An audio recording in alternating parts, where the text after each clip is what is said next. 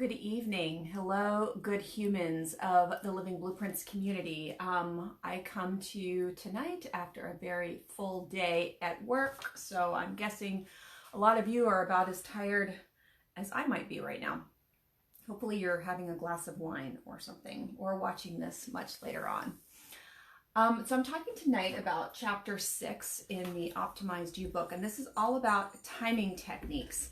And before I get started, just a reminder that all of these videos are on YouTube, numbered, going chronologically in time. And this one is going to be referring a tiny bit to what I did on Monday night, which is now video number 24 in the YouTube channel. And I will, I'll put the link down in the comments just for convenience in case people want to go and subscribe. You'll get emails anytime there's a new video posted, and also it just helps to raise awareness and increases the algorithm, the way that it works and such. Some of you probably know more about that than I do. So today we're talking about using timing techniques to focus our time. And you know, distractions are everywhere, right? But I find that I'm really much more susceptible to those distractions and not staying focused on the task at hand when I am either like crazed, like things are just feel really chaotic, I'm overworked, I'm energy deprived, or I'm feeling really restless. Those tend to be times when I'm more inclined to be distracted by something that's not necessarily going to serve me, or it's not what I really should be doing at a given time. So, you know, one thing just to say is, first of all, address whatever the thing is. If it really is kind of like a biological thing and you need to rest, or you need to eat something healthy, or you need to get up and have a glass of water, that's totally legit. Do those things. But I'm really talking today about the times when your inner 4-year-old wants to take over and you really just want, like, you just are done with things, but you really kind of have to be an adult even though you don't want to, and you have to apply your best energy to do what you've got to get done. So using these timing techniques, I want to start by telling a little story. Years ago, you know, I do a lot of baking at the holidays, haven't been doing as much lately, but I make rum balls, and a lot of people really love the rum balls. I'm kind of neutral about them in terms of eating them, but I really can't stand making them. Especially, I cannot stand the process of putting them into the ball form and then rolling them in the palm of my hand. It gets really disgusting, and you know, you got to roll them in powdered sugar after that. It's just kind of a mess, and I don't really care for that.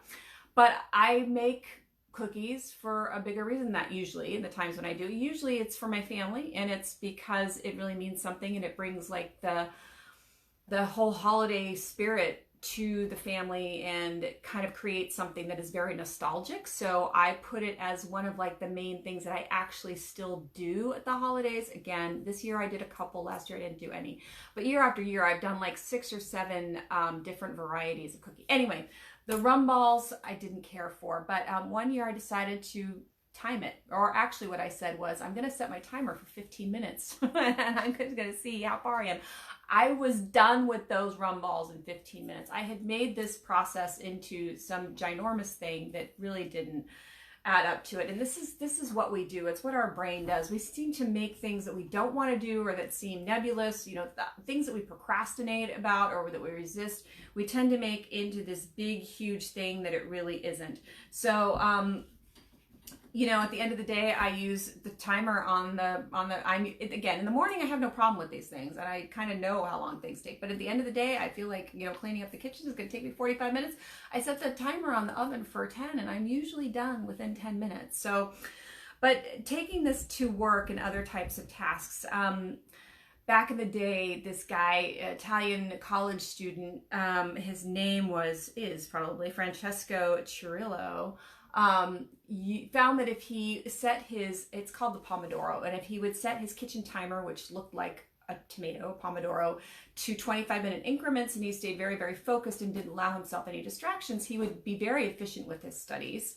And this is actually kind of replicated in a few other ways in people that are doing these types of things. But, you know, he would tune out all other distractions. Now, back in the 80s, he didn't have a phone pinging at him and his email inbox and all these other things. But whatever that meant for him, he would get rid of the distractions, focus very much, take a break for 5 minutes, re-engage for another 25, and literally set his timer every time. And he, again, found that he could be extremely effective with his studies in these times.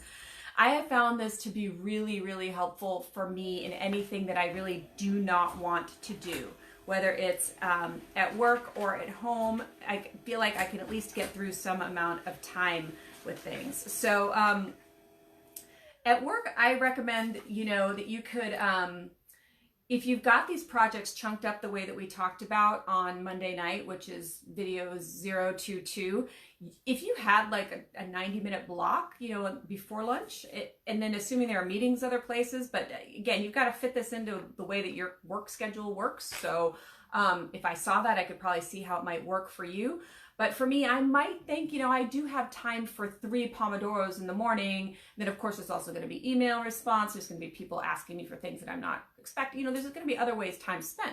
So, but I can probably do 3 Pomodoros. And then I look at like the tasks and the projects that I'm working on, like the bigger things. I'm like, okay, where am I going to apply that time, those Pomodoro times? And so I could do, 3 of them with little breaks in between. So for me, that break could be getting up to go to the bathroom or getting water or whatever the thing is. Usually movement is a good idea. And then re-engaging. And it's amazing what you can move forward in these chunks of time. Another advantage here is that you get a good sense for how long things take for you to do so that you can get better at planning. This is great for things that you tend to put off. If you actually complete 25 minutes, you actually feel like you've gotten through something, even if that thing is really not going to be completed for days or weeks or months. So you get that satisfaction of having completed something. You get the benefit of knowing how long things take.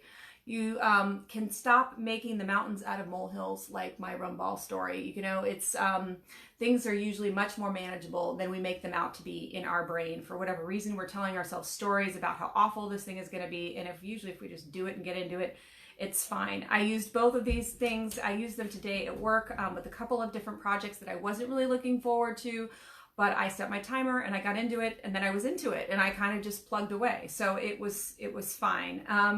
And I really recommend that people do this, unless you're one of those people, I don't know, I haven't met too many of them, although I think people try to come off like this, that just, do their work with no problem and never have any issue with how they think they should approach anything or anything like that. I mean, if you're one of those people, congratulations, but you're probably not watching this.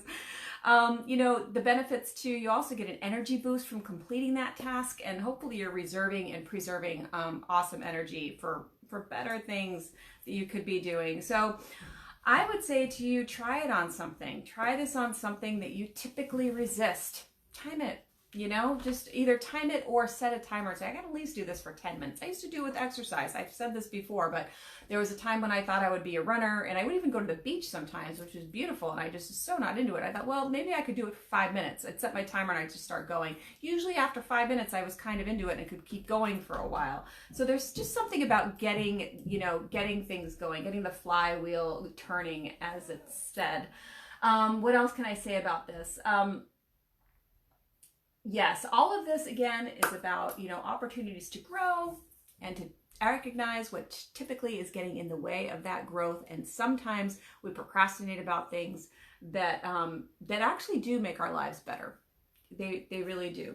So, and also be flexible and be awesome. And I hope to see you again very soon. I don't think I'll be on tomorrow night, but who knows? I might pop in and announce to people that that's happening. Be well and good night.